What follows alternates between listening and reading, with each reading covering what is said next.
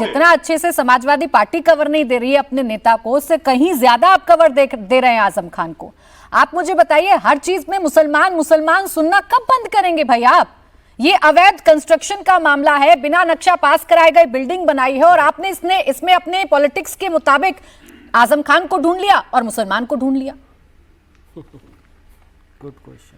नहीं, ये हमने ढूंढा नहीं है, ये फैक्ट है कि अगर आजम खान का नाम अखिलेश यादव होता तो वो ना तो वो जेल में होते और ना ही ये कार्रवाई हो रही होती, क्योंकि समाजवादी पार्टी कॉम्प्रोमाइज कर चुकी है। Agra Lucknow expressway, Gomti river front, PWD ministry की या यादव परिवार की जांच नहीं हो रही है, जांच सिर्फ इनकी हो रही है। और ये तो सरकार का बड़ा एहसान है के शर्मा जी, धन्यवाद कि जिन मजदूरों ने उस यूनिवर्सिटी का निर्माण कराया था उनके घरों पे बुलडोजर चलने का आदेश नहीं दिया आपकी सरकार ने। बहुत बड़ा आपका एहसान है। दूसरी चीज ये है कि मैं टेक्निकल पॉइंट्स पे 2-3 चीजें बताना चाह रहा हूं। बार बार कहा जा रहा है कि अवैध निर्माण को गिराया जा रहा है। अवैध किस आधार पर है? अवैध होने का आधार आप कहेंगे कि मैं अपनी पहली बात तो उस टाइम आरडीए नहीं था। दूसरी बात यह है कि अगर उस समय पर नक्शा पास नहीं कराया गया तो क्या उन अधिकारियों पर जो इतने दिन से ये भवन मौजूद थे, उन अधिकारियों पर भी कार्रवाई की जाएगी? क्या दूसरी बात, जहां 3000 छात्र शिक्षा ले रहे हो मौजूदा स्थिति में, तो वहां पर आपको उसको कंपाउंडिंग के जरिए रेगुलराइज करके पढ़ के आए हो ना, कितने छात्र भी हैं वहां पर? पढ़ के आओ, क्यों झूठ बोल रहे हो टीवी में?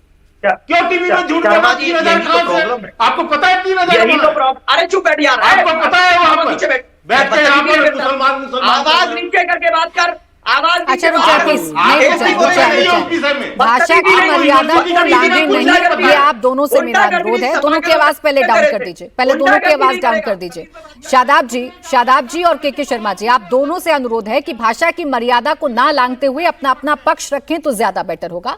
आप एआईएमआईएम की बात करने आए, आप एआईएमआईएम की बात करें। के शर्मा जी, आप सरकार का पक्ष रखिएगा। आप बोले शादाब जी, प्लीज, कोई मर्यादा नहीं लांघेगा। जी, ना तो मैं किसी के बीच, ये फिर बोल रहा है, देखिए रुक जाइए, फिर बोल रहा है, आप क्या बोलूं मैं? बोले शादाब जी, बोले। पहली बार नहीं है ना कि कोई किसी के बीच में डिबेट में बोल रहा है। इसका मतलब ये नहीं कि हम भाषा की मर्यादाओं को लांघें। मैं हूं ना रोकने के लिए शादाब चौहान जी, मैं हूं ना रोकने के लिए। इसका मतलब ये नहीं है ना कि भाषा की मर्यादाओं को तार तार कर दें। के शर्मा जी प्लीज आवाज डाउन रखें। बोले शादाब जी, बोले, कम टू द पॉइंट, बोले। मैं ये बात स्पष्टता के साथ कह रहा हूं कि सरकार का मेन एजेंडा अगर छात्रों को परेशान करना नहीं है, छात्रों के भविष्य को अंधकार में डालना नहीं है, तो इसके कई प्रावधान है। पहला एक प्रावधान यह है कि आप उसको कंपाउंडिंग के जरिए रेगुलराइज कर सकते थे और नक्शा पास हो सकता था। दूसरा प्रावधान यह, अगर आपको किसी व्यक्ति से इतनी चिंता है या उससे आपको कोई पर्सनल दुश्मनी है, तो सरकार इसको अपने अंडर में लेकर के छात्रों के भविष्य का संरक्षण कर सकती थी। लेकिन नहीं, बुलडोजर का उपयोग करना और एक संदेश देना है कि नहीं, हम मुसलमान या उससे संबंधित किसके नाम पर है यूनिवर्सिटी? शादाब जी, आप मुझे ये बताएं, शादाब जी मुझे एक बात बताएं। बड़ा सिंपल सा फॉर्मूला है, मैं आपसे पूछ रही हूं कि अगर कोई यूनिवर्सिटी, कोई भी बिल्डिंग अगर अवैध तरीके से बनी है तो सिर्फ इस वजह से सरकार कार्रवाई ना करे क्योंकि उसे बनाने वाला आजम खान है, ये कह रहे हैं आप? हाँ बिल्कुल यही कह रहा हूं, क्योंकि इसीलिए कार्रवाई हो रही है। कितनी बिल्डिंग अवैध है, कोई आंकड़ा जारी करे सरकार। शादाब जी, ये है ना आपका असली चेहरा, आप खुद उजागर कर देते हैं अपना असली चेहरा। आपको छात्रों की नहीं पड़ी है, आपको पड़ी है आजम खान की, आपको पड़ी है अपने वोट बैंक की, आपको छात्रों की नहीं पड़ी, आपको आजम खान की पड़ी है, अपने वोट बैंक की पड़ी। आप आजम नहीं, हर वजह से हर जगह पर शादाब जी हिंदू मुसलमान करना छोड़ेंगे नहीं तो बड़ी मुसीबत हो जाएगी। क्या आपको ये पता है कि आजम खान पर, सुन लें, क्या आपको ये पता है कि आजम खान पर जितने मुकदमे हैं उसमें कितने मुसलमान भाइयों ने मुकदमे दर्ज करवाए हैं? क्या उनको इंसाफ मिलना चाहिए? 3000 छात्रों ने 56 मुस्लिम, मैं बता देती हूँ आपको, मैं दुरुस्त कर देती हूँ शादाब चौहान जी, 56 मुसलमान भाइयों ने आजम खान के खिलाफ, उनकी जुल्म ज्यादती के खिलाफ मुकदमे दर्ज करवाए हैं। तो क्या उन मुसलमानों का दर्द शादाब जी को नहीं दिखता? सिर्फ आजम खान का दर्द दिखेगा, उन मुसलमानों का नहीं दिखेगा जिनको इंसाफ मिले? नहीं, इंसाफ, इस सरकार में इंसाफ मिलेगा मुसलमानों को? जहां मस्जिद मदरसा टारगेट किया जाए, मॉब लिंचिंग हो और बुलडोजर का दुरुपयोग हो, और समाजवादी पार्टी तो कॉम्प्रोमाइज कर चुके हैं। समाजवादी पार्टी, शादाब जी, अब कहने को तो आप कुछ भी कह सकते हैं। मैंने आपके सामने आंकड़ा रखा, 56 मुसलमानों ने आजम खान के खिलाफ मुकदमे दर्ज करवाए। अब क्या उन 56 मुसलमानों को इंसाफ मिलना चाहिए कि नहीं मिलना चाहिए? और अगर ऐसे नहीं मिलेगा तो आप बता दीजिए फिर कैसे मिलेगा? अच्छा, ये 3000 छात्रों का भविष्य बर्बाद 3000 छात्रों पर चले गए।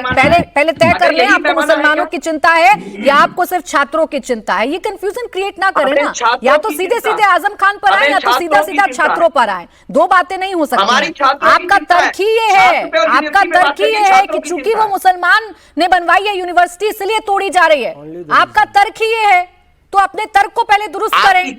आप बताइए कितने विश्वविद्यालयों की जांच कराई इन्होंने? कितनी बिल्डिंगों, लखनऊ में जहां मुख्यमंत्री रहते हैं वहां की बिल्डिंगों की जांच करा लीजिए। उसका जवाब आपको के शर्मा जी देंगे, वो जवाब मैं आपको नहीं दे सकती हूँ। लेकिन मोहम्मद फैज खान साहब, आजम खान पर सियासत कोई नई बात नहीं है। इनका ये कहना है कि यूनिवर्सिटी को इसलिए तोड़ा जा रहा है चूंकि वो मुसलमान ने बनवाई है या मुसलमान नाम उससे जुड़ा हुआ है। क्या ऐसा है इस उत्तर प्रदेश? बिस्मिल्लाहिर्रहमानिर्रहीम। सर्वप्रथम उद्देश्य है शिक्षा बढ़ाना। देश में शिक्षा बिना ही पढ़ रहे हैं आज हम सब क्लेश में। शिक्षा बिना कोई कभी बनता नहीं सत्पात्र है। शिक्षा बिना कल्याण की आशा दुराशा मात्र है। विद्या जड़ों में भी सहज ही डालती चैतन्य है। हीरा बनाती कोयले को धन्य विद्या धन्य है।